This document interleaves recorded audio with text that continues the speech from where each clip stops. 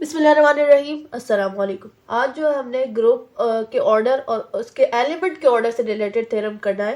ठीक है जी, तो हम थ्योरम की स्टेटमेंट की तरफ आते हैं। थ्योरम क्या कहता है हमारे पास कि अगर हमारे पास ग्रुप जो है वो इवन ऑर्डर का है।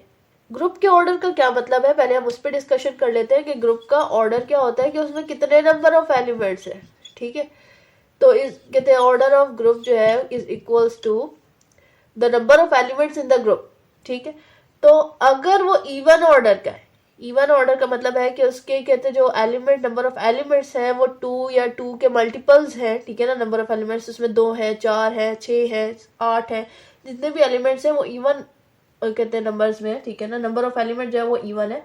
तो हमने ये प्रूव करना है कि एटलीस्ट उसमें एक एलिमेंट ऐसा होगा जिसका ऑर्डर 2 होगा। ठीक है जी, तो इसको मैं सबसे ज़्यादा सिंपलेस्ट वे में आपको प्रूव करने की कहते कोशिश करूंगी, आपको समझाने की कोशिश करूंगी। तो हम इसके कहते प्रूफ की तरफ आते हैं। हमारे पास जी जो है वो हमारे पास क्या है, group of order even order, group of even order. ठीक है जी, इधर मैं एक इवन ऑर्डर का ग्रुप लेट सपोज मैं बना भी लेती हूँ। एक इसमें आइडेंटिटी होगी, एक इसमें कहते हैं ये बी सी कहते हैं चले जी इतने एलिमेंट्स लिख लेते हैं। ठीक है जी, मैंने एक जनरल ग्रुप बना भी दी। ये कितने इसका प्रूफ से कोई लेना देना नहीं, समझाने के लिए मैंने बनाया। ग्रुप ऑफ इवन ऑर्डर ले लिया जी। आइडेंटिटी के अलावा बाकी एलिमेंट्स का हम देखेंगे। आइडेंटिटी जो होता है वो उसका कहते हैं इन्वर्स जो होता है वो हमारे पास क्या होता है, अब ऑलवेज आइडेंटिटी का इन्वर्स आइडेंटिटी होता है, ये अपना सेल्फ इन्वर्स होता है। ठीक है जी, उसके अलावा जितने भी हैं कहते हैं बाकी जो नंबर है, मतलब कि आइडेंटिटी के अलावा कहते हैं इसमें कितने एलिमेंट्स हैं, ऑड नंबर ऑफ 3 है। तो 3 का मतलब है ऑड नंबर ऑफ एलिमेंट्स है। अगर कहते हैं मैं बात को दोबारा रिपीट करती हूँ कि अगर जो है इवन ऑर्डर का ग्रुप होगा तो उसमें जो नॉन आइडेंटिटी एलिमेंट्स हैं वो ऑड नंबर, मतलब कि उनका जो तादाद होगी वो ऑड नंबर्स में होगी। राइट, तो अगर जो है कहते ग्रुप ऑफ इवन ऑर्डर होगा तो कहते हैं नॉन आइडेंटिटी एलिमेंट्स जो है वो हमारे पास क्या होंगे, in non identity elements in odd number. ठीक है, इन ऑड नंबर होंगे और ऑड इन नंबर, सॉरी अंग्रेजी थोड़ी सी मेरी ऊपर नीचे। ठीक है जी, और ऑड इन नंबर।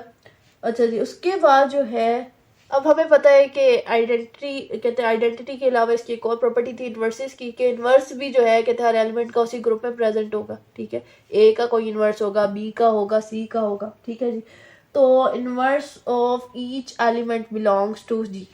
ठीक है, इन्वर्स पहली बात, दूसरी बात, तीसरी बात, इन्वर्स ऑफ ईच एलिमेंट किससे बिलोंग कर रहा है, जी से। और चौथी बात कि आइडेंटिटी का इन्वर्स आइडेंटिटी होता है। तो आइडेंटिटी को हम इग्नोर करेंगे, बाकियों के इन्वर्सेस को हम देख लेते हैं। बाकी जो है कहते अब इसमें अंग्रेजी कहते ज्यादा है लेकिन मैं आपको समझाने पे फोकस करूंगी कि कहते दोबारा से मैं रिपीट कर रही हूँ कि इवन ऑर्डर का ग्रुप है। ठीक है ना, यानी कि उसमें इवन नंबर ऑफ एलिमेंट्स है। और अगर आप आइडेंटिटी को निकाल दे तो जो नॉन आइडेंटिटी एलिमेंट्स हैं वो आपके पास ऑड इन नंबर्स है। ठीक है ना, यानी कि आइडेंटिटी मिला के मतलब कि टोटल तादाद अगर इधर 4 है तो आइडेंटिटी निकाले तो 3 है। 3 क्या है हमारे पास, ऑड नंबर है। अच्छा जी, फिर क्या था कि हर एलिमेंट का इन्वर्स एग्जिस्ट करेगा। फिर क्या था कि आइडेंटिटी का इन्वर्स जो है वो आइडेंटिटी होती है, तो आइडेंटिटी के इन्वर्स पे हम बात नहीं करेंगे। अच्छा जी, फिर अगली बात ये है कि कोई element x belongs to g कर रहा है, उसका इन्वर्स भी किससे बिलोंग करेगा, g से। तो इसका मतलब है कि a है तो a का कोई इन्वर्स होगा, b है तो b का कोई इन्वर्स होगा। अब हम कहते हैं कंडीशन ये लगाते हैं कि कहते हैं मतलब कि a का कोई इन्वर्स है, b का कोई इन्वर्स है, मतलब कि वो सेल्फ इन्वर्स नहीं है। ठीक है जी, लेकिन इसके एंड पे एक ऐसा एलिमेंट बच जाएगा जिसके ये कहते हैं ये लाजमी हो जाएगा कि वो सेल्फ अपना इन्वर्स खुद हो। अच्छा, तो अब जो है हम कंडीशन ये लगा रहे हैं कि जो x और x इन्वर्स है दीज आर नॉट इक्वल, एक दूसरे का इन्वर्स भी है और इक्वल भी नहीं है। होता है ना, पीछे हमने एग्जांपल देख ली। ठीक है, देखी हुई है पीछे एग्जांपल्स में, कहते मैंने प्रूफ भी किया हुआ। अच्छा जी, x is not equals to x inverse, right.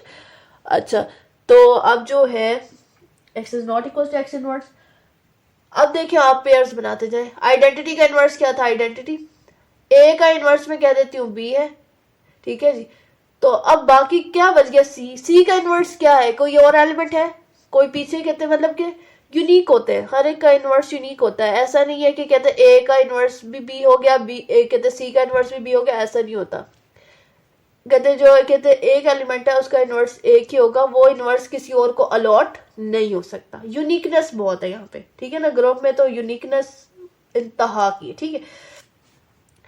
तो कहते इसका मतलब है ए का अगर इनवर्स बी हो गया तो सी का इनवर्स किधर है, क्योंकि आइडेंटिटी का इनवर्स आइडेंटिटी, ए का inverse B, where is the inverse of C.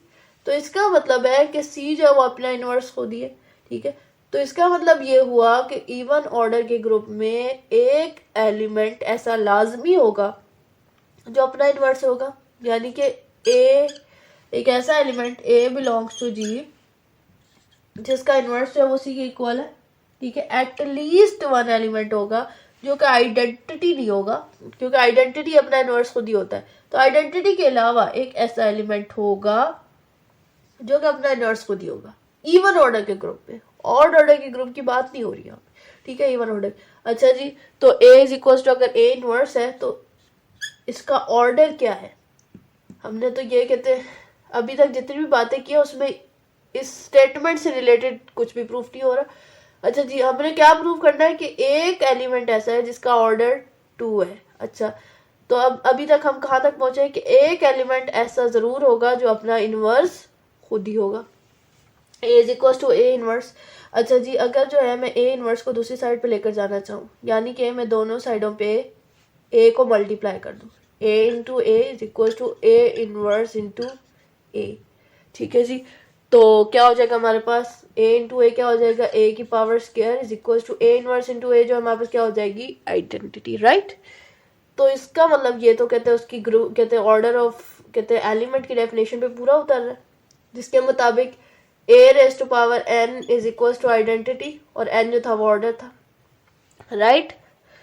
तो इसका मतलब हुआ कि एक एलिमेंट ऐसा लाजमी होगा जो अपना सेल्फ इनवर्स होगा, ठीक है, और उसका ऑर्डर जो निकलेगा वो 2 निकलेगा, ठीक है जी। तो वो ये चीज प्रूफ हो गई है इससे कि ऑर्डर ऑफ ए जो है, यानी कि कहते हैं इवन ऑर्डर के ग्रुप में एटलीस्ट, बाकियों का भी हो सकता है, ऐसा नहीं है कि कहते मैंने रिस्ट्रिक्शन नहीं लगा दी कि कहते जरूरी कहते सिर्फ एक ही एलिमेंट होगा, कम से कम एक एलिमेंट ऐसा लाजमी होगा जिसका ऑर्डर 2 होगा।